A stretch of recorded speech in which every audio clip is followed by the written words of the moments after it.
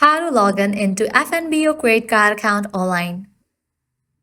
Let's get started. Launch your preferred browser. Now over here you're gonna find the search box. Type in FNBO credit card login and then search for it. Different website links will appear. Navigate to this one website option, card.fnbo.com. You'll be directed to the official website of it. Now at the top you're gonna see the option of login. Click on it. Again, click on the option of login. You'll be directed to the login page.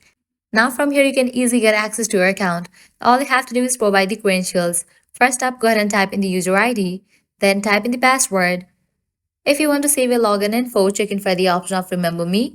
In the case you have forgotten the user ID or password, you can click on this option to recover it. After you fill this, click on Sign In, and just for that, you will be logged into your account. So this way you can easily log into FNBO credit card account online.